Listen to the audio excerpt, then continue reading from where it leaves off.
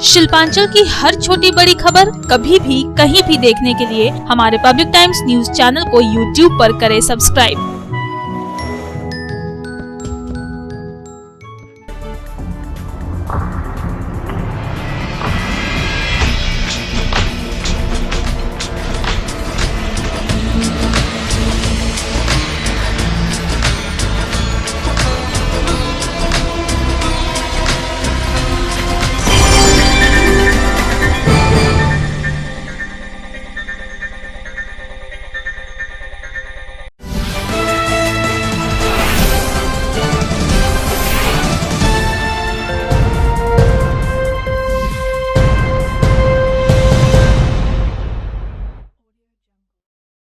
নমস্কার, আমি কৌশিক। পাবলিক টাইমসের নিউজ সেগমেন্ট এসআর টাইমসে আপনাদের স্বাগত।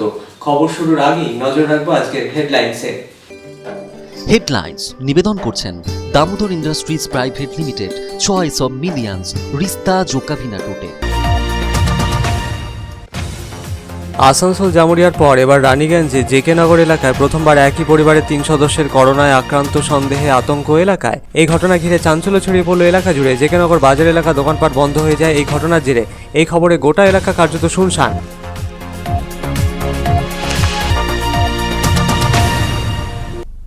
জামুরিয়ায় ফের করোনা আক্রান্তের হদিশ। এবার করোনা আক্রান্ত 5 বছরের এক শিশু পরিবারের সদস্যদের সাথে বেনারস থেকে বাড়ি ফিরে করোনায় আক্রান্ত হয় ওই শিশু। আতঙ্ক এলাকায়। অন্যদিকে রানীগঞ্জের জেকে নগরে এসিএল কর্মী তার স্ত্রী ও মেয়ের করোনা আক্রান্ত হওয়ার পর এলাকা জুড়ে শুরু হলো স্যানিটাইজেশন প্রক্রিয়া। পশ্চিম বর্ধমান জেলায় গত 48 ঘন্টায় 10 জনের করোনায় আক্রান্ত হওয়ার খবর মিলেছে। গত 24 ঘন্টায় করোনা আক্রান্ত 5 রোগীর হদিশ মিলল রানীগঞ্জ, জামুরিয়া ও বরাকরে, যাদের মধ্যে রানীগঞ্জের জেকে নগরের 3 জন, জামুরিয়ার ইকরার শেখপুরের 1 জন ও বরাকরের 1 জনের করোনা আক্রান্ত হওয়ার খবর মিলেছে। করোনা পজিটিভ প্রত্যেকেরই রয়েছে ট্রাভেল হিস্ট্রি। আসানসোল উত্তর বিধানসভা এলাকায় লকডাউনের সমস্যায় পড়া গরিব দুস্থ আর্থিকভাবে পিছিয়ে পড়া মানুষজনের মধ্যে রেশন সামগ্রী বিলি করলেন রাজ্যের মন্ত্রী ও উত্তর বিধানসভার বিধায়ক মলয় ঘটক। অন্যদিকে আসানসোলের চাঁদমারি এলাকায় ঈদ উপলক্ষে মুসলিম সম্প্রদায়ভুক্ত মহিলা পুরুষদের মধ্যে বিতরণ করা হলো নতুন বস্ত্র। উপস্থিত ছিলেন মন্ত্রী মলয় ঘটক।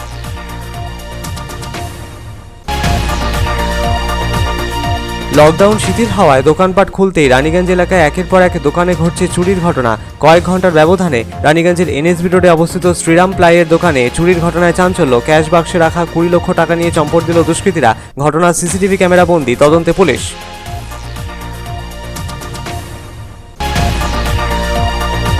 বাংলার গর্ব মমতা টিমের কুলটি শাখার পক্ষে পরিযায়ী শ্রমিকদের মধ্যাহ্নভোজনের ব্যবস্থা। কর্মসূচির শেষ দিনে ডুবুরডিহি চেকপোস্টে আটকে পড়া 500 পরিযায়ী শ্রমিক ও সাধারণ মানুষজনের মধ্যে বিলি করা হলো মধ্যাহ্নভোজনের প্যাকেট। তুলে দেওয়া হলো পানীয় জলের বোতল। উপস্থিত ছিলেন কর্নেল দীপ্তাংশু চৌধুরী, জিতেন্দ্র তেওয়ারি।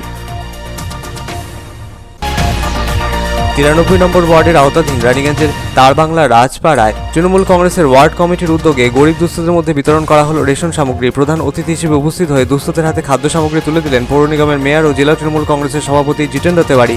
এলাকার যুবরা করোনা মোকাবিলায় মুখ্যমন্ত্রীর ত্রাণ তহবিলে 11,000 টাকার চেক তুলে দিলেন জিতেন্দ্র তেওয়ারির হাতে।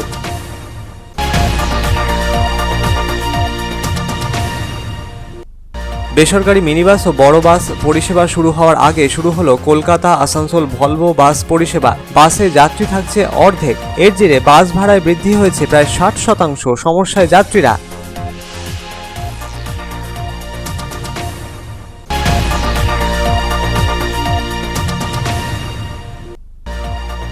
রেল মন্ত্রকের তরফে আশ্বাসের পরও রেলের ঠিকা শ্রমিকেরা পাচ্ছেন না বেতন। 2 মাস বেতন না মেলায় আসানসোল রেল ডিভিশনের কালীপাহাড়ি স্টেশনে বিক্ষোভ দেখালেন রেলের ঠিকা শ্রমিকেরা।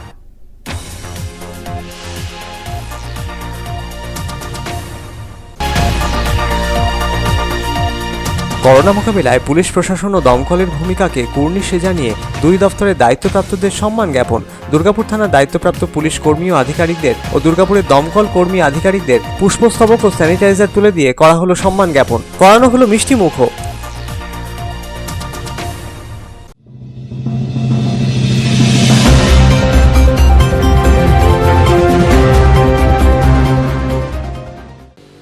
आसनसोल और जामुरिया के बाद रानीगंज में पहली बार एक ही परिवार के 3 सदस्यों के कोरोना वायरस से संक्रमित पाए जाने के संदेह को लेकर हड़कंप मच गया है।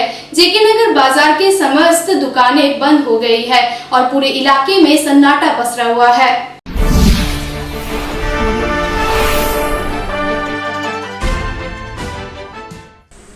आसनसोल और जामुड़िया के बाद अब रानीगंज में भी कोरोना वायरस के दस्तक देने की आहट सुनाई पड़ रही है। दरअसल रानीगंज थाना क्षेत्र के जेके नगर इलाके में एक ही परिवार के 4 सदस्यों के कोरोना संदिग्ध पाए जाने को लेकर पूरे इलाके में हड़कंप मच गया है। इस घटना को लेकर स्थानीय लोगों से लेकर व्यवसायी किस कदर आतंकित है, इसका अंदाजा इसी बात से लगाया जा सकता है कि उन्होंने स्वयं जेके नगर बाजार की सभी छोटी बड़ी दुकानें बंद रखी है। रविवार को बाजार में जाकर देखा गया कि चारों तरफ सन्नाटा पसरा था, सड़कें सूनी थी, सभी दुकानों के शटर गिरे हुए थे और दरवाजों पर ताले लटके थे। शुरुआती तौर पर बताया जा रहा है कि जेके नगर के ओल्ड माइंस क्वार्टर में रहने वाला एक परिवार शादी के सिलसिले में दिल्ली गया था। लॉकडाउन की वजह से यह परिवार दिल्ली में ही फंस गया था। बाद में यह परिवार निजी वाहन से गत 18 मई को दिल्ली से वापस लौटा था। इस दौरान पश्चिम बंगाल झारखंड की सीमा पर स्थित डिबूडी चेक पोस्ट पर परिवार के चारों सदस्यों की स्क्रीनिंग की गई थी और उनके स्वाब के नमूने जाँच के लिए भेजे गए थे। बताया जा रहा है कि परिवार के सदस्यों में कोरोना संदिग्ध पाया गया है। यह खबर जैसे ही इलाके में पहुंची तो इलाके के लोग आतंकित हो गए। शनिवार की रात से ही जेके नगर बाजार की समस्त दुकानें बंद हो गई। व्यवसायियों का कहना है कि जेके नगर बाजार कमेटी के निर्णय के बाद उन्होंने अपनी दुकानें बंद रखी है। जेमारी ग्राम पंचायत के सदस्य उपेंद्र पासवान ने कहा कि शनिवार की रात मेडिकल टीम इस इलाके में आई थी और उस परिवार के चारों सदस्यों को अपने साथ लेकर गई। ऐसी चर्चा सुनने को मिल रही है कि परिवार के सदस्यों को दुर्गापुर के काकसा स्थित कोविड-19 अस्पताल में भर्ती कराया गया है। स्थानीय लोगों में सबसे बड़ी चिंता इस बात को लेकर है कि दिल्ली से लौटा परिवार होम क्वारंटाइन में रहने के बजाय इधर उधर घूमता रहा और कई लोगों के संपर्क में आया है। तबीयत खराब था, दिल्ली से ही आने के बाद अपना वो बोले कि टेस्ट वेस्ट कराए। हम लोग मोहल्ला में पूछे जा करके, बोले टेस्ट वगैरह कराए हैं। उसके बाद कल जो है मेडिकल टीम आई और मेडिकल टीम उन लोग को ले गया। 6 आदमी को लेके गया। वो घर में 4 आदमी थे, 4 को ले गया। पॉजिटिव केस है ये, हम लोग का डॉक्टर लोग को तो रिपोर्ट अभी नहीं मालूम है। हाँ, उन लोग घूमे थे, बगल में काली मंदिर है, वहाँ गए थे। उन लोग पूजा वूजा की थी उनके मिसेज। और बगल में कल है उनके घर के पास PHE वाला पानी वो भर देता है। सब मोहल्ला में दहशत था। और बाजार गए थे, कोलेरी गए थे, वो बैंक गए थे। माहौल तो देख ही रहे हैं कितना दहशत बना हुआ माहौल। बगल में उनका घर है, वो सब दरवाज़ा बंद किए हुए। आप लोग को आने के बाद भी समझ में आ रहा होगा उनका दरवाज़ा देख करके समस्या को। स्थानीय निवासी आभा सिंह ने भी कहा है कि यह परिवार 2 महीने तक दिल्ली में फंसा था और 1 सप्ताह पहले ही लौटा था। परिवार के सदस्यों से टेस्ट के बारे में पूछा गया तो उन्होंने टेस्ट करवाने की बात कही थी। क्या सुने, वो लोग दिल्ली थे 2 महीना से। 2 महीना के बाद 1 सप्ताह पहले आए थे तो उन लोग से पूछा गया कि आप लोगों ने टेस्ट करवाया है, तो बोले कि हाँ करवा के आए हैं। तो हम लोग सोचे कि करवा के जब आई है कुछ नहीं निकला है तो अपना मन की रह रही थी, अपना सब काम उम कर रही थी। हम लोग अपना अपना घर में थे, लेकिन पानी भरने के लिए एक ही पास जाते थे, सब आदमी कल के पास। समझे, आया था सब लेकर इनको गया है तो पता चला है किसी किसी के मुँह से सुन रहे कि दुर्गापुर ले गया। स्थानीय लोगों का कहना है कि दिल्ली से वापस लौटने के बाद परिवार के सदस्य न सिर्फ पास के नल में पानी भरने जाते थे बल्कि मंदिर, बाजार, बैंक एवं कोलियरी भी गए हैं। यहाँ कल रात से एक आदमी दिल्ली से आया हुआ है, उसको जब मना किया था बावजूद पूरा बाजार मार्केट का हल्ला मचा कर रख दिया। अच्छा, कहाँ बाजार, जेके नगर बाजार, स्टेट बैंक, उसके बाद पूरा मोहल्ला पूरा इलाका घूमा है। अच्छा, उसको मना करते बावजूद घूमा है।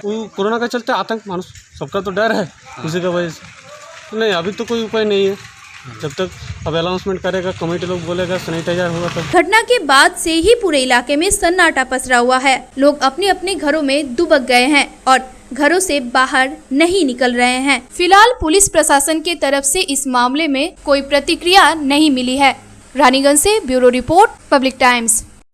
जमुड़िया में फिर 5 साल की एक बच्ची कोरोना वायरस संक्रमित पाई गई है। बच्ची बनारस से अपने परिजनों के साथ 1 सप्ताह पहले घर लौटी थी। रानीगंज के जेके नगर में ईसीएल कर्मी, उसकी पत्नी और बेटी के कोरोना पॉजिटिव पाए जाने पर इलाके में सैनिटाइजेशन शुरू कर दिया गया है।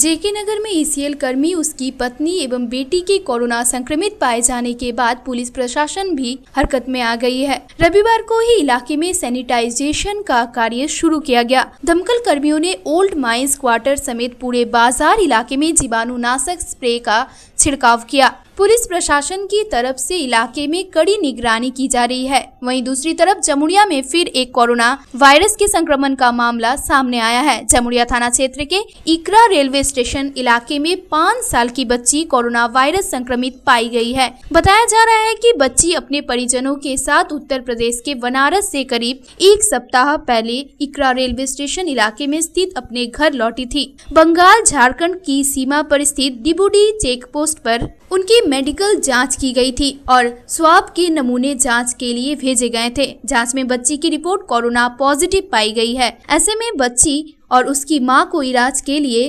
दुर्गापुर के कांगसा कोविड-19 अस्पताल में भर्ती कराया गया है। जमुड़िया में कोरोना वायरस के संक्रमण का यह दूसरा मामला सामने आया है। इससे पहले एक प्रवासी व्यक्ति कोरोना पॉजिटिव पाया गया था। Bureau report, public times. Paschim Bardhaman जिले में पिछले 48 घंटे में कोरोना पॉजिटिव के 10 मामले सामने आए हैं। 24 घंटे में 5 मामले सामने आए हैं। रानीगंज के जेके नगर से 3, जमुड़िया के इकड़ा शेखपुर से 1 एवं बराकर से 1 मामले सामने आए हैं। सबसे गौर करने वाली बात है कि जिले में पाए गए सभी कोरोना पॉजिटिव मरीज की ट्रैवल हिस्ट्री राज्य के बाहर की है।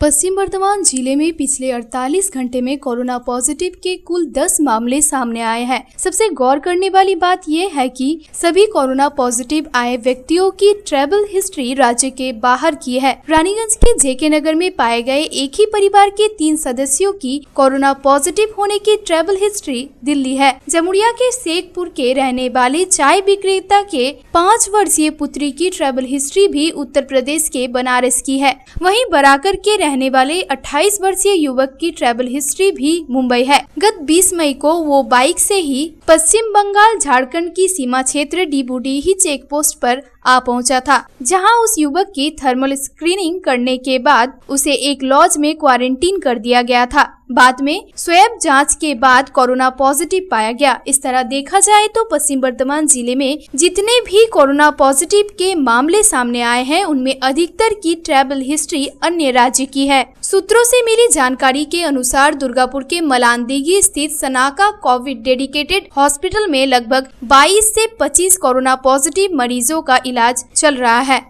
Bureau report, public times. मुख्यमंत्री तथा तृणमूल सुप्रीमो ममता बंदोपाध्याय निर्देशे राज्य श्रम और आईन मंत्री और उत्तर विधानसभार विधायक मलय घटक आर्थिकभावे पिछिए पड़ा मानुषजनेर मध्य रेशन सामग्री तुले दिलेन। अन्यदिके आसानसोलेर चाँदमारी स्पोर्ट्स एंड कालचाराल एसोसिएशनेर पक्ष थेके ईद उपलक्षे मुस्लिम सम्प्रदायभुक्त महिला पुरुषदेर हाथे नतून वस्त्र तुले देওয়া हलो। उपस्थित छिलेन मंत्री मलय घटक।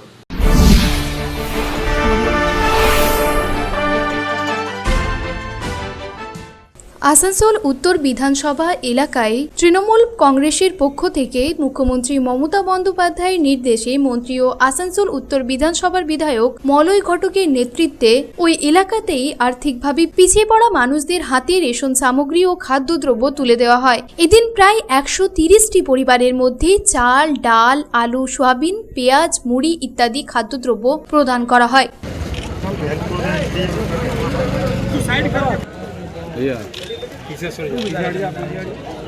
यहीं पर ले लो चंदन, ऐसी घुरा एक मिनट पकड़ ले घोड़ा लेके नहीं आए অন্যদিকে আসানসোলের চাঁদমারি স্পোর্টস অ্যান্ড কালচারাল অ্যাসোসিয়েশনের পক্ষ থেকে মুসলিম সম্প্রদায়ের মহিলা ও পুরুষদের মধ্যে ঈদ উৎসবকে সামনে রেখে নতুন বস্ত্র বিতরণ করা হয়। উপস্থিত ছিলেন মন্ত্রী মলয় ঘটক সহ অন্যান্যরা। हम लोग का चीफ मिनिस्टर ममता बनर्जी आप लोग को देखे होंगे टीवी में भी, ये जो कोरोना वायरस का जो भयानक बीमार, इसका विरोध में उन्होंने खुद लड़ रहे हैं, मैदान में लड़ रहे हैं, जगह जगह पर जा रहे हैं, आदमी लोग को समझा रहे हैं और पूरा पश्चिम बंगाल में रहने वाले जितने आदमी हैं सबका रेशन पानी का लिए उन्होंने रेशन भी फ्री कर दिया 6 महीना के लिए। हम लोग का देश में दूसरा कोई सरकार ऐसा नहीं किया जो ममता बनर्जी ने करके दिखाया। और हम लोग को भी निर्देश दिया गया कि ये जो खुशी का ईद है, जितना भी परिवार हो सकता है उतना परिवार का पास नया कपड़ा जितना तुम लोग पहुंचाने सकेंगे उतना पहुंचाने का कोशिश करो। Bureau report, public times. এখন সময় একটা বিরতি।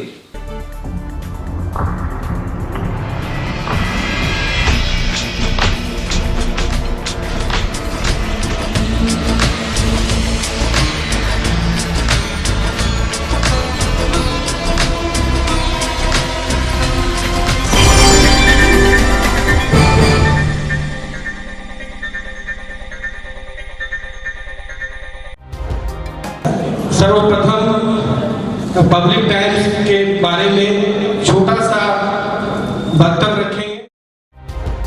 हम लोगों ने बहुत तरह के उतार चढ़ाव देखे हैं, लेकिन आप लोगों के निरंतर सहयोग, स्नेह, प्रेम, प्यार एवं उत्साह পাবলিক টাইমস এই যে সংস্থা আমাকে যে এখানে এনেছে তার জন্য আমি ওনাদেরকে ধন্যবাদ জ্ঞাপন করছি এবং ওনাদের সমস্ত যে কর্ম সেটা বৈভব আকার ধারণ করুক আমি স্বামী বিবেকানন্দের কাছ থেকে প্রার্থনা করছি। न्यूज के जो मापदंड होते हैं उस पर खरा उतरते हुए इसी तरह आप काम करते रहे, क्योंकि वर्तमान समय में चाहे वो प्रिंट मीडिया हो चाहे इलेक्ट्रॉनिक मीडिया हो, इंडिपेंडेंटली काम करना बहुत कठिन हो गया है।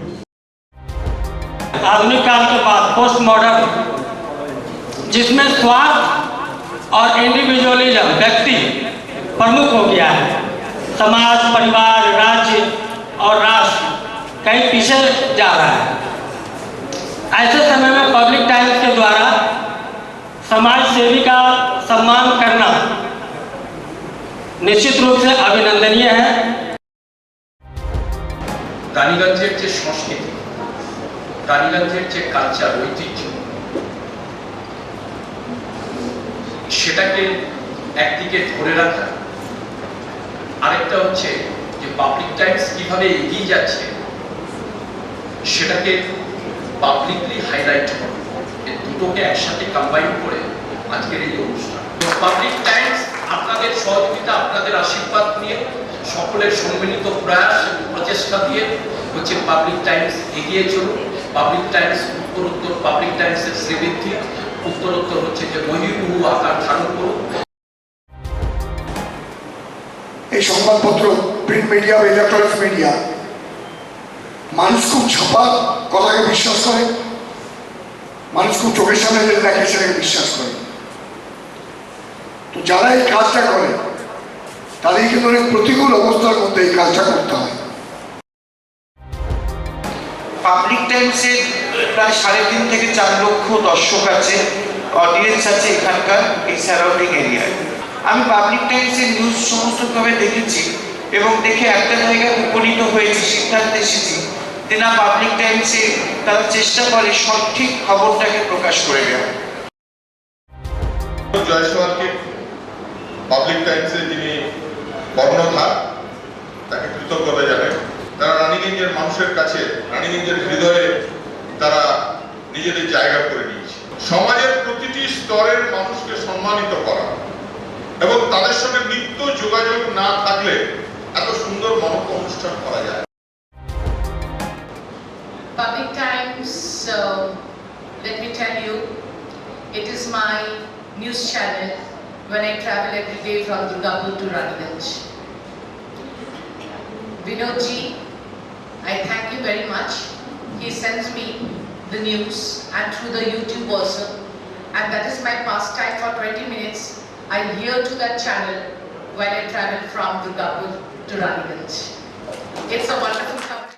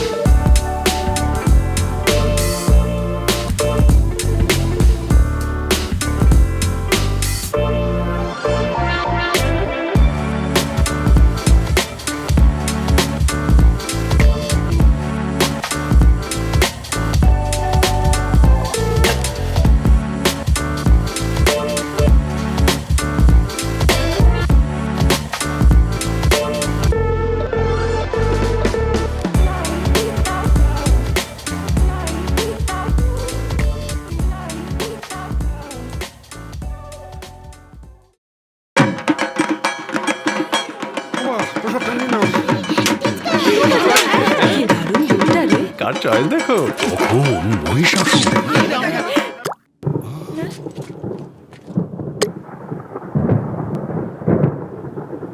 পুজোর আড্ডায় ব্রেক চেঞ্জ করে নাও ঠিক, নো মাথায় হাত। লেটস গো টু ছাদ। পুজোর সকাল বিকেল সেই ডুব দিতে চায় আড্ডাতেই, ছাদেই বাঁধন হারা ভরসা দিচ্ছে টাটা, টাটা স্ট্রাকচারা। लॉकडाउन में ढील मिलने के बाद दुकानों के खुलते ही रानीगंज शहर में चोरों का उत्पात बढ़ गया है। महज कुछ घंटों के अंतराल पर शहर में 2 अलग-अलग दुकानों में चोरी की घटना घटी है। शहर के NSP रोड स्थित श्रीराम प्लाई दुकान से लगभग 20 लाख से ज्यादा रुपए की चोरी की मामला सामने आया है।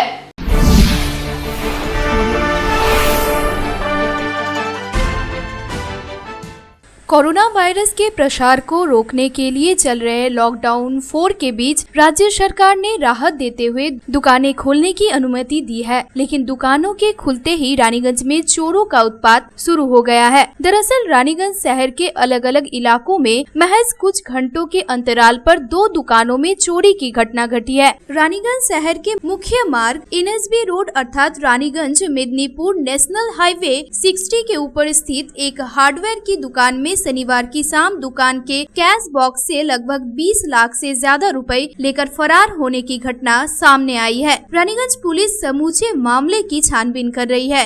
गौर करने वाली बात यह है कि यह पूरी वारदात दुकान में लगे CCTV कैमरे में कैद हो गई है। हार्डवेयर दुकान के मालिक प्रशांत सरावगी का कहना है कि लॉकडाउन के निर्देश अनुसार दोपहर 2 बजे दुकान बंद कर चले गए थे। पुनः दुकान में संध्या अगरबत्ती देने के लिए पहुँचे तो दुकान की स्थिति को देखकर उन्हें अंदाजा लग गया था कि बंद दुकान में कोई व्यक्ति प्रवेश किया था। बाद में छानबीन के क्रम में पता चला कि दुकान के 2 तल्ले की खिड़की तोड़कर दुकान में प्रवेश किया और कैश बॉक्स में रखे लगभग 20 लाख रुपए लेकर फरार हो गए। दुकान के CCTV में यह वाकया दर्ज हो चुका है कि एक व्यक्ति दुकान में प्रवेश कर कैश बॉक्स से पैसा निकालकर भाग रहा है। रानीगंज पुलिस घटना की सूचना पाकर मौके पर पहुंची एवं सभी परिस्थितियों का जायजा लेने के बाद घटना की छानबीन शुरू कर दी है। दुकान में लगे CCTV कैमरे में कैद हुई फुटेज को संग्रह कर लिया है और उसके आधार पर चोरी की वारदात में शामिल चोर को चिन्हित कर दबोचने की प्रयास में जुटी है। बहरहाल पिछले 24 घंटे में रानीगंज में सेंधमारी कर दुकान में चोरी की यह दूसरी घटना है। लॉकडाउन का फायदा उठाकर चोरों का मनोबल बेहद ऊंचा हो चुका है। यूं कहे लॉकडाउन में पुलिस पस्त और चोरों का गिरोह मस्त होकर अपने मंसूबों को आसानी से अंजाम देकर फरार हो जा रहा है। घर से आए हैं, दुकान खोले तो देखे मेरा कैश बॉक्स तोड़ा हुआ है, तो फिर जाके हम पुलिस को खबर दी। तो आप रोज आते थे? कभी कभी अकाउंट्स का कुछ काम रहता तो आते हैं। कितने बजे बंद करके गए थे? हम लगभग 3 साढ़े 3 बजे बंद करके गए थे अप्रॉक्स। तो आपकी CCTV से क्या पता चल रहा है कि कौन आदमी है, कैसा है, कुछ पता चल रहा है? ऐसे तो कुछ पता नहीं चल रहा है, पर उसका जैसे उसका फोटो जैसे आया है, एक आदमी तो फुटेज में नजर आ रहा है। एक ही आदमी नजर आ रहा है फुटेज में, पतला दुबला आदमी है और आपका मतलब हल्का लंगड़ा आदमी है और आपका चश्मा पहन के रखा है, काला रंग का मास्क लगा रखा है मुँह पे, मतलब फेस मास्क जो होता है नॉर्मली। इधर से ही आया है, इधर से ही आया, इधर से ही गया है। इधर हम तो आए तो ताला सब लगा हुआ ही था, खाली ये खुला हुआ था, तो इसी साइड से हम लोग अनुमान कर रहे हैं कि आया होगा लगभग 3 साढ़े 3 बजे। और वापस कितने बजे आए? लगभग 5:30 या ऐसे 5:40 के आसपास। मैंने समझ लीजिए ये यहाँ से घुस रहे हैं और वो उधर से निकल गए। दोनों मैंने इसी 2-3 घंटे के अंदर ही जो है वो 5:50 मैंने CCTV 5:37 पे ही खुला। पुलिस नॉर्मल बोली है कि आपका क्या कितना क्या पैसा निकला उसका हिसाब दे दीजिए।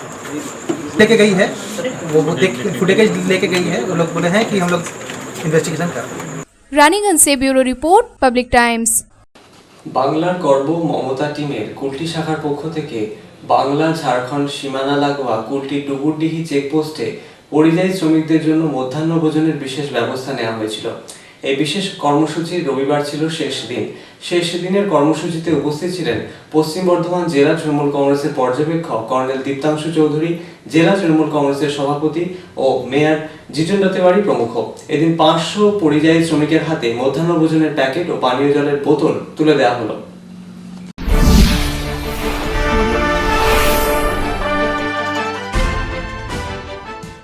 রাজ্যের মুখ্যমন্ত্রী তথা তৃণমূল সুপ্রিমো মমতা বন্দ্যোপাধ্যায়ের অনুপ্রেরণায় পশ্চিম বর্ধমান জেলা তৃণমূল কংগ্রেসের সভাপতি তথা আসানসোল পৌর নিগমের মেয়র জিতেন্দ্র তেওয়ারির নির্দেশে কুলটি বিধানসভার ছাত্র যুব নেতা যতীন গুপ্তার উদ্যোগেও বাংলার গর্ব মমতা টিমের কুলটি শাখার পক্ষ থেকে বিশেষ পরিকল্পনা নেওয়া হয়েছিল।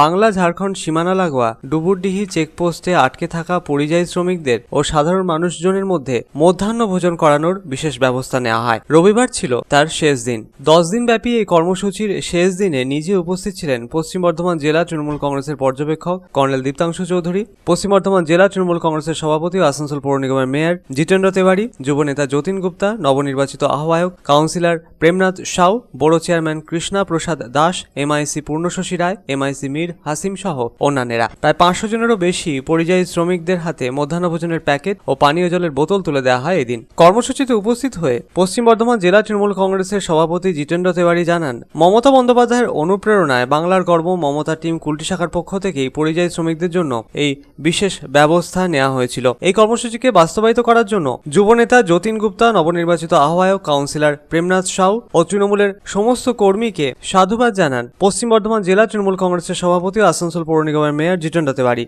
দিদির প্রকৃত সৈনিক হিসেবে তারা কাজ করছে, এটাই বারবার প্রমাণ হচ্ছে।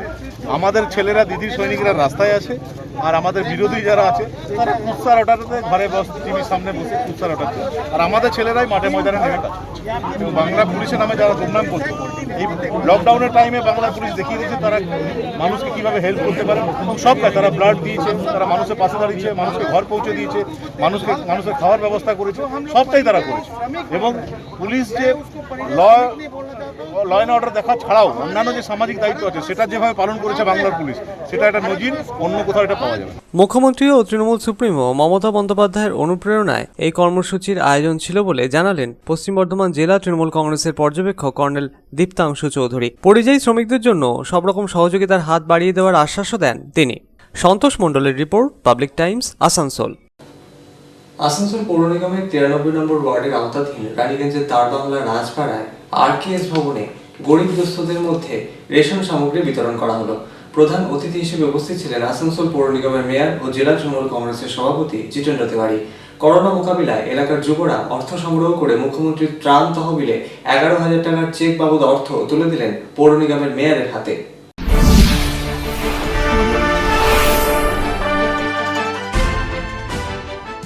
আসানসোল পৌর নিগমের অন্তর্গত 93 নম্বর ওয়ার্ডের আওতাধীন রানীগঞ্জের তারবাংলা রাজপাড়ার আরকেএস ভবনে গরিব দুস্থদের মধ্যে বিতরণ করা হলো রেশন সামগ্রী। তৃণমূল কংগ্রেসের ওয়ার্ড কমিটির উদ্যোগে এমআইসি ও স্থানীয় কাউন্সিলর দিব্যেন্দু ভগতের সৌজন্যে আয়োজিত কর্মসূচিতে লকডাউনের সমস্যায় পড়া 93 নম্বর ওয়ার্ড এলাকায় বসবাসকারী দুস্থ মানুষজনের মধ্যে রেশন সামগ্রী বিতরণ কর্মসূচিতে প্রধান অতিথি হিসেবে উপস্থিত ছিলেন আসানসোল পৌর নিগমের মেয়র ও জেলা তৃণমূল কংগ্রেসের সভাপতি জিতেন্দ্র তেওয়ারি। এছাড়াও অন্যান্যদের মধ্যে উপস্থিত ছিলেন রানীগঞ্জ শহর তৃণমূল কংগ্রেসের সভাপতি অলোক বোস, যুবরাজ পান্ডে সহ অন্যান্যরা। বিশিষ্ট অতিথিদের পুষ্পস্তবক দিয়ে সম্বর্ধনা জানানো হয় এদিন। কর্মসূচিতে মুখ্য অতিথি হিসেবে উপস্থিত হয়ে আসানসোল পৌর নিগমের মেয়র ও জেলা তৃণমূল কংগ্রেসের সভাপতি জিতেন্দ্র তেওয়ারি জানালেন, हमारे पार्टी के लड़के हैं और क्लब के लोग हैं, हमारे एमआईसी हैं, हमारे ब्लॉक प्रेसिडेंट हैं, सारे लोगों ने मिलकर जो दीदी के निर्देश पर जो काम चल रहा है कि जिनको ज़रूरत है ज़रूरतमंदों को कुछ खाद्य सामग्री देना, वही काम इन्होंने किया।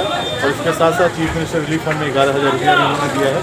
করোনা মোকাবিলায় 93 নম্বর ওয়ার্ড এলাকার যুবরা অর্থ সংগ্রহ অভিযানে নামে। সংগৃহীত অর্থ মুখ্যমন্ত্রীর ত্রাণ তহবিলে পাঠানোর উদ্যোগ নেওয়া হয়। 11,000 টাকার চেক এদিন তুলে দেওয়া হয় আসানসোল পৌর নিগমের মেয়র জিতেন্দ্র তেওয়ারির হাতে।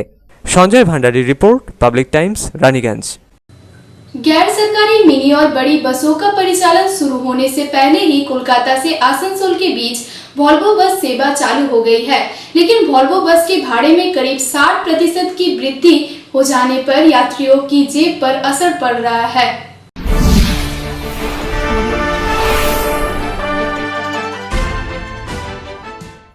किराए को लेकर सहमति नहीं बनने के कारण गैर सरकारी मिनी बस और बड़े बसों का परिचालन अभी तक शुरू नहीं हो पाया है। राज्य सरकार ने बस भाड़ा बढ़ाने से इनकार कर दिया है और कोलकाता समेत विभिन्न रूटों में सरकारी बसों की परिचालन की अनुमति दी गई है। इस बीच करीब 60% बढ़े हुए किराए के साथ आसनसोल कोलकाता के बीच वॉल्वो बसों की सेवा शनिवार से शुरू हो गई। शनिवार को कोलकाता से 3 बसें आसनसोल पहुंची।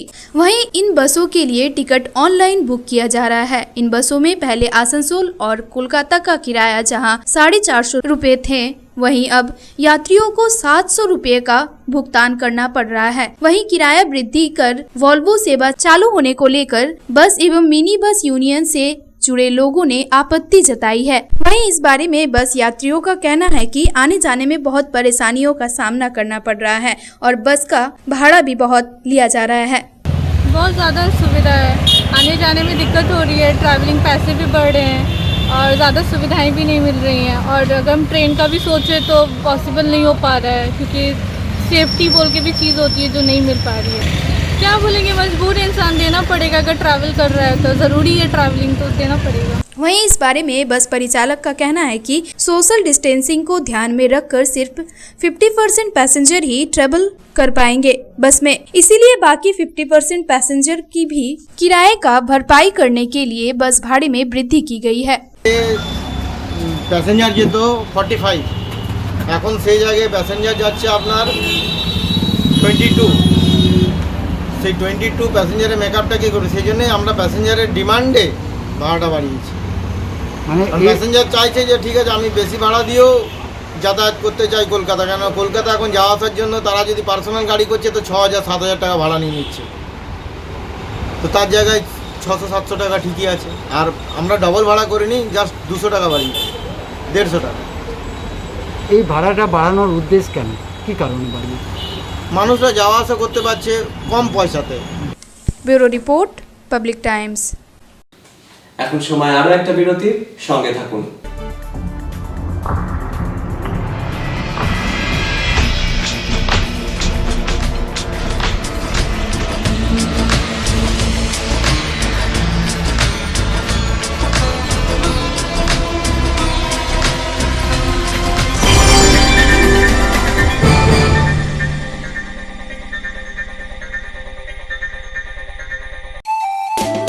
स्वास्थ्य की रक्षा और अधिक पौष्टि, एग्रो फ्रेश आटा की रोटी, खुशी परिवार हरदम ताजा टेस्ट, आटा की जगत में एग्रो फ्रेश बेस्ट। संपूर्ण मात्रा में कार्बोहाइड्रेट, प्रोटीन, विटामिन, मिनरल से भरपूर एग्रो फ्रेश आटा, मॉडर्न साइंटिफिक टेक्नोलॉजी से बना हेल्दी एग्रो फ्रेश आटा।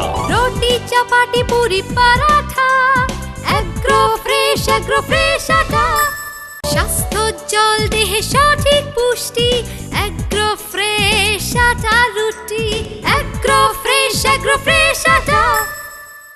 अगर आपके पास भी है किसी कार्यक्रम, दुर्घटना अथवा समस्याओं से संबंधित ताज़ा तरीन खबर जो आप करना चाहते हैं पब्लिक टाइम्स के साथ साझा, तो हमें व्हाट्सएप पर भेजे वीडियो। हमारा व्हाट्सएप नंबर है 9332040391, 9332185842।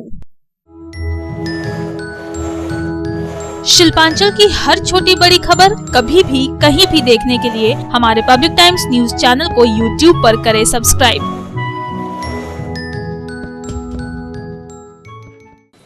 रेल मंत्री और रेल मंत्रालय के आश्वासनों के बावजूद ठेका श्रमिकों को नहीं मिल रहा है वेतन।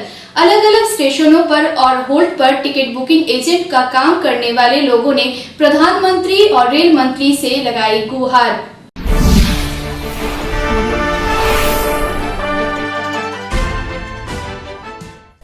देश भर में लॉकडाउन घोषित हुए लगभग 60 दिन का समय हो गया है। इस लॉकडाउन की वजह से समाज का हर वर्ग पूरी तरह से प्रभावित हुआ है। अब रेलवे में ठेका में काम करने वाले लोग पिछले 2 महीनों से नहीं मिल रहे वेतन की वजह से अच्छी खासी परेशानी में है। आसनसोल रेल मंडल के काली पहाड़ी समेत दर्जनों ऐसे स्टेशन हैं जहां पर रेलवे द्वारा ठेके पर स्टेशन टिकट बुकिंग एजेंट रखा गया है जो कमीशन बेसिस पर टिकट काटते हैं। लेकिन लॉकडाउन घोषित होने के बाद पिछले 2 महीनों से उन्हें रेलवे द्वारा कोई वेतन नहीं मिल रहा है। इस वजह से ये परेशान हैं। इसे लेकर इन लोगों ने शनिवार को आसनसोल रेल मंडल के काली पहाड़ी रेलवे स्टेशन पर विरोध प्रदर्शन किया। इन लोगों का कहना है कि रेल मंत्री ने ट्वीट कर बताया था कि जो भी ठेके पर लिए गए लोग हैं उन्हें रेलवे द्वारा पेमेंट दिया जाएगा, लेकिन अभी तक उन्हें एक पैसा नहीं मिला है। ये लोग देश के प्रधानमंत्री और रेल मंत्री से मदद की गुहार लगा रहे हैं।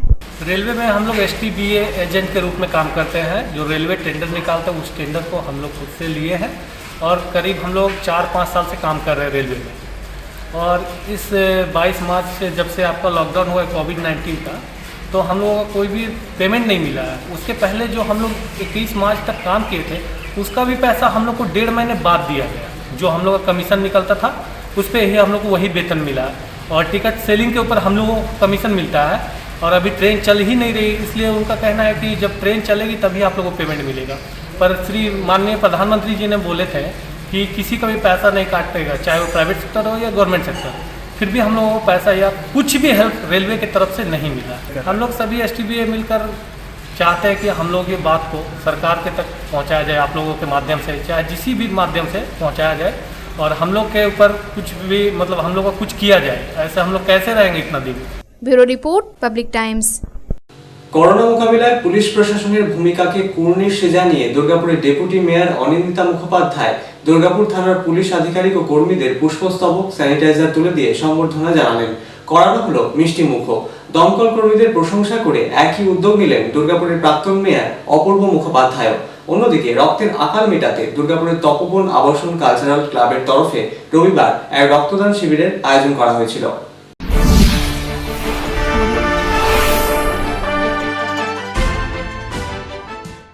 করোনা মোকাবিলায় সবচাইতে গুরুত্বপূর্ণ ভূমিকা পালন করে চলেছে প্রশাসন। তাদের সম্বর্ধনা জানাতে বিশেষ উদ্যোগ নেওয়া হয়েছিল রবিবার। দুর্গাপুরের ডেপুটি মেয়র অনিন্দিতা মুখোপাধ্যায় দুর্গাপুর থানার পুলিশ প্রশাসনের কর্তা ব্যক্তিদের পুষ্পস্তবক ও স্যানিটাইজার দিয়ে সম্মানিত করলেন। মিষ্টিমুখ করানো হলো তাদের। যেভাবে পুলিশ প্রশাসন করোনা মোকাবিলায় লড়াই চালিয়ে যাচ্ছে, তাদের এই লড়াইকে কুর্নিশ জানালেন ডেপুটি মেয়র। প্রশাসন সহযোগিতা না করলে কোনোভাবেই সম্ভব ছিল না করোনা মোকাবিলা, এমনটা জানিয়ে দুর্গাপুর নগর নিগমের ডেপুটি মেয়র অনিন্দিতা মুখোপাধ্যায় প্রশাসনের এই উদ্যোগকে কুর্নিশ জানালেন। শুধু দুর্গাপুর নয়, রাজ্য জুড়ে করোনা মোকাবিলায় পুলিশ প্রশাসনের কাজ প্রশংসনীয়, এমনটাই জানালেন তিনি। এখন সব থেকে উল্লেখযোগ্য ভূমিকা যারা নিয়েছেন আমাদের এই বিশাল করোনা যুদ্ধ, সারা বিশ্ব সংক্রামিত এবং আমরা প্রতিনিয়ত যুদ্ধ করে চলছি, কিন্তু যারা আমাদের ঢাল প্রতিনিয়ত প্রত্যেকটি জায়গায় যারা আমাদেরকে রক্ষা করছেন, সব থেকে যারা গুরুত্বপূর্ণ ভূমিকা গ্রহণ করেছেন তারা হচ্ছেন প্রশাসন। প্রশাসন ছাড়া আমাদের কোনোভাবেই বাঁচা সম্ভব নয়। তাই জন্য চাই এই মানুষগুলোকে আমাদের সামান্য সীমিত ক্ষমতা দিয়ে সালাম, নমস্কার, অভিবাদন জানানো। তারা ভালো থাকুন, সুস্থ থাকুন। অন্যদিকে করোনা মোকাবিলায় দমকল কর্মীদের ভূমিকাও কোনো অংশে কম নয়, এমনটা জানিয়ে দুর্গাপুরের প্রাক্তন মেয়র অপূর্ব মুখোপাধ্যায় দুর্গাপুরের ডেপুটি মেয়র অনিন্দিতা মুখোপাধ্যায় রবিবার দমকল বিভাগের কর্মীদেরও পুষ্পস্তবক ও স্যানিটাইজার দিয়ে সম্মানিত করলেন। মিষ্টিমুখও করানো হলো তাদের। দমকল কর্মীদের ভূয়সী প্রশংসা করলেন দুর্গাপুরের প্রাক্তন মেয়র অপূর্ব মুখোপাধ্যায়। আপনারা আছেন, প্রত্যেককেই সম্বর্ধনা জানানো হলো। 22 জন স্টাফ আছেন এখানে। এদের যে কাজ আমরা প্রথম থেকেই দেখেছি যে দুর্গাপুরকে যে টোটাল স্যানিটাইজেশন, যে স্যানিটাইজেশনটা এনারা যদিও সরকার তাদেরকে আদেশ করেছিলেন, কিন্তু তারা যে কাজটা করেছেন সমস্ত বাজার এলাকা থেকে আরম্ভ করে, শুধু বাজার এলাকা নয়, বিভিন্ন জায়গায় তারা স্যানিটাইজ করেছেন এবং এখন পর্যন্ত প্রত্যেকেই স্ট্যান্ড স্টিল হয়ে আছেন যে প্রতি মুহূর্তের জন্য এই যে করোনা ভাইরাস, এই করোনা ভাইরাসের সঙ্গে কী করে এটাকে জয় করা যাবে, কি করে এটাকে মানুষের থেকে বিতাড়িত করা যাবে, তার জন্যে তারা যেভাবে উদ্যোগ নিয়ে রেখেছেন, যেটা নিশ্চয়ই কোনো অনস্বীকার্য। তা আজকে আমাদের সকলের পক্ষ থেকে আমি আছি, ডেপুটি মেয়র অনিন্দিতা মুখার্জি আছে এবং রীতা রাহা এবং সোমা দাস আছে এবং সঙ্গে আরও অনেকেই আছে যারা এনাদেরকে সম্বর্ধিত করতে পেরে আমরা নিজেরাও নিজেদেরকে কৃতার্থ মনে করছি যে তাদের এই কাজকে উৎসাহিত করার জন্য। আর বিশেষ করে সাংবাদিক ভাইরাও যারা এই কাজটাকে আরও সুন্দর করে করছে, প্রতি মুহূর্তেই খবরগুলোকে আমাদের কাছে পৌঁছে দিচ্ছে এবং আমাদেরকে সচেতন করছে। আমি আমার সাংবাদিক ভাইদেরকে প্রত্যেককে আমার পক্ষ থেকে কৃতজ্ঞতা এবং ধন্যবাদ জানাই। অন্যদিকে রক্তের আকাল মেটাতে দুর্গাপুরের তপবন আবাসন কালচারাল ক্লাবের পক্ষ থেকে রবিবার এক রক্তদান শিবিরের আয়োজন করা হয়েছিল। দুর্গাপুর মহকুমা হাসপাতালের সহযোগিতায় আয়োজিত এই রক্তদান শিবিরে প্রায় 30 জন রক্তদাতা রক্তদান করেন। পাশাপাশি ক্লাবের তরফ থেকে মুখ্যমন্ত্রীর ত্রাণ তহবিলে 5000 টাকার আর্থিক অনুদানও তুলে দেওয়া হবে বলে জানালেন ক্লাবের সাধারণ সদস্য সুবীর ঘোষ। এই শিবিরেও প্রধান অতিথি হিসেবে উপস্থিত ছিলেন দুর্গাপুর নগর নিগমের ডেপুটি মেয়র অনিন্দিতা মুখোপাধ্যায় সহ ক্লাবের অন্যান্য সদস্যবৃন্দরা। করোনা আক্রান্ত মানুষের সংখ্যা ধীরে ধীরে বাড়ছে।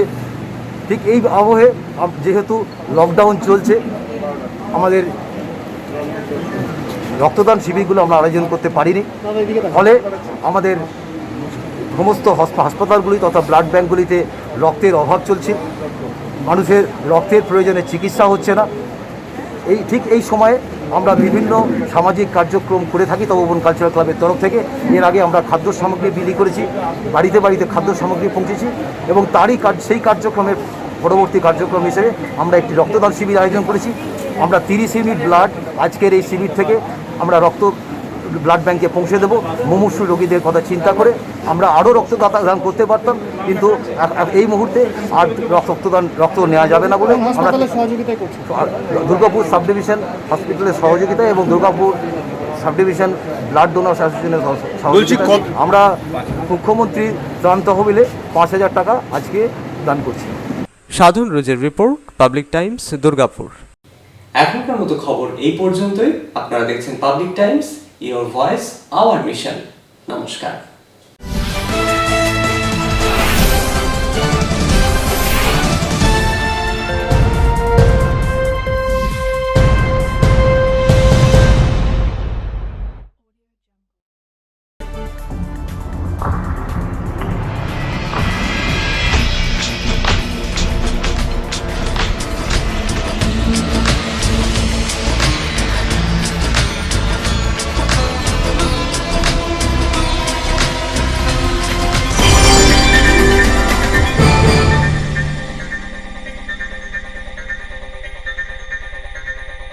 अगर आपके पास भी है किसी कार्यक्रम, दुर्घटना अथवा समस्याओं से संबंधित ताज़ा तरीन खबर जो आप करना चाहते हैं पब्लिक टाइम्स के साथ साझा, तो हमें व्हाट्सएप पर भेजे वीडियो। हमारा व्हाट्सएप नंबर है 9332040391, 9332185842।